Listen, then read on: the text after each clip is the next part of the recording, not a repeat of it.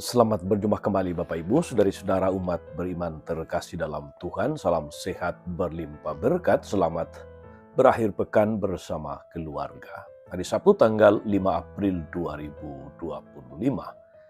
Saya mengajak kita sekalian saudari-saudara merenungkan Injil Yohanes bab 7 ayat 40 sampai 53. Kita mendengarkan sabda Tuhan dalam nama Bapa dan Putra dan Roh Kudus. Amin.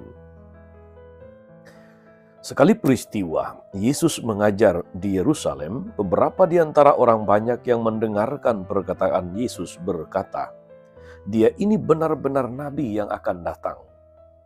Yang lain berkata, "Ia ini Mesias." Tapi yang lain lagi berkata, "Bukan, Mesias tidak datang dari Galilea." Karena kitab suci mengatakan bahwa Mesias berasal dari keturunan Daud dan dari kampung Betlehem tempat Daud dahulu tinggal. Maka timbullah pertentangan di antara orang banyak karena Yesus. Beberapa orang di antara mereka mau menangkap dia, tapi tak ada seorang pun yang berani menyentuhnya. Maka ketika penjaga-penjaga yang ditugaskan imam-imam kepala dan orang-orang Farisi pergi kepada imam-imam kepala, orang-orang Farisi berkata kepada mereka, "Mengapa kamu tidak membawanya?" Jawab penjaga-penjaga itu, "Belum pernah seorang manusia berkata seperti orang itu." Jawab orang Farisi itu kepada mereka, "Adakah kamu juga disesatkan? Adakah seseorang di antara pemimpin-pemimpin percaya kepadanya? Atau seorang dari antara orang-orang Farisi?" Orang banyak itu yang tidak mengenal hukum Taurat, terkutuklah mereka. Nikodemus, seorang dari mereka yang dahulu telah datang kepada Yesus, berkata kepada mereka, "Apakah hukum Taurat kita menghukum seseorang sebelum ia mendengarkan, sebelum ia didengar, dan sebelum orang mengetahui apa yang telah dibuatnya?" Jawab mereka, "Apakah engkau juga orang Galilea? Selidikilah kitab suci, dan engkau akan tahu bahwa tak ada nabi yang datang dari Galilea." Lalu mereka pulang masing-masing ke rumahnya. Demikianlah sabda Tuhan. Bapak, Ibu, saudara-saudari umat beriman terkasih dalam Tuhan. Ketika orang-orang meributkan, mempertentangkan, memperdebatkan identitas dan kemesiasan Yesus, suara hati beberapa orang di antara mereka sedang berbicara. Ketidakberanian mereka mengungkapkan dan menyentuhnya, serta pengakuan akan kata-kata yang diucapkan Yesus, itu adalah tanda-tanda bahwa suara hati mereka sedang berbicara dan sedang mengingatkan mereka untuk percaya kepada Yesus. Tetapi gertakan orang-orang Farisi yang terus-menerus berusaha untuk menghentikan suara hati mereka tersebut, membuat mereka menjadi tidak berani berbicara. Nikodemus, salah satu orang Farisi yang pernah datang kepada Yesus malam-malam untuk berbincang-bincang dengan dia, rupanya tidak termakan oleh gertakan orang-orang Farisi itu. Justru sebaliknya, dia melawan mereka dengan keberaniannya. Dia berusaha bersikap adil, membela Yesus. Dia mengatakan, "Apakah hukum Taurat kita mengadili seseorang sebelum ia didengarkan dan sebelum orang tahu apa yang telah diperbuatnya?" Sebuah keberanian di tengah begitu banyak penghakiman yang ditujukan kepada Yesus.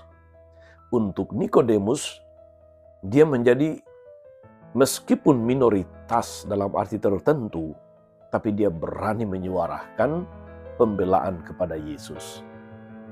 Saudari-saudara umat beriman terkasih dalam Tuhan, setiap kali kita menghadapi persoalan, khususnya persoalan yang menyangkut iman, yang menyangkut moral, suara hati kita juga berbicara menuntun kita untuk melakukan sesuatu yang baik, sesuai dengan kehendak Tuhan, dan tidak cepat-cepat untuk menghakimi tidak cepat-cepat untuk memvonis.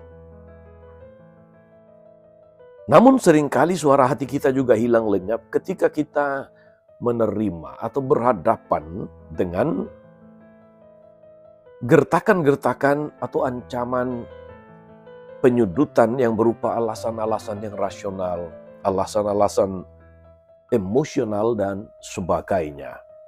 Sehingga kita malah mematikan suara hati kita itu. Namun saudara-saudari, kita belajar dari Nikodemus untuk tidak mudah ikut arus, untuk tidak memilih diam karena takut, untuk tidak memilih menjadi pasif hanya karena kita takut konsekuensinya. Kisah ini saudara-saudari mengingatkan kita agar kita mau mempunyai sikap seperti Nikodemus. Berani melawan arus kalau kita benar. Jangan pernah karena merasa kecil, merasa jumlahnya sedikit atau hanya sendirian, lalu kemudian mendiamkan sesuatu yang harus dibela, yang harus dipertahankan, yang harus diperjuangkan. Jangan pernah mudah kalah, mudah menyerah, melawan katakanlah gertakan-gertakan yang datang di hadapan demi suatu kebenaran. Moga-moga saudari-saudara di alam demokrasi, di alam media sosial yang berkembang begitu pesat pada masa kita ini, dengan macam-macam diskusi, perdebatan, kadang terkesan seperti debat kusir yang menyangkut iman lah, yang menyangkut moral lah, yang menyangkut kitab suci, yang menyangkut tradisi, yang menyangkut Yesus Kristus. Kita tidak mudah untuk emosional. Kita tidak mudah untuk menghakimi orang lain.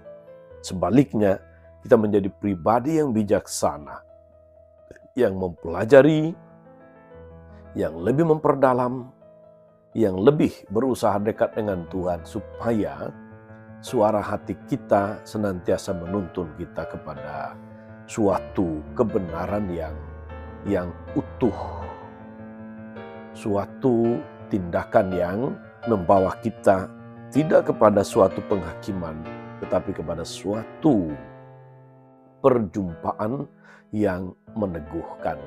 Moga-moga saudara-saudari kita berani mendengarkan suara hati yang menuntun kita untuk berani untuk katakanlah melawan arus bila kita berhadapan dengan kebenaran, bila kita berhadapan dengan pokok-pokok iman yang harus kita bela, kita perjuangkan. Tuhan Yesus memberkati kita semua. Amin. Tuhan Yesus Kristus, kami bersyukur karena Engkau meneguhkan kami melalui sabda-Mu hari ini untuk percaya, untuk menerima Engkau sebagai Mesias. Semoga kami berani memperjuangkan, berani membela, berani mendengarkan suara hati kami dan tidak mudah ikut arus.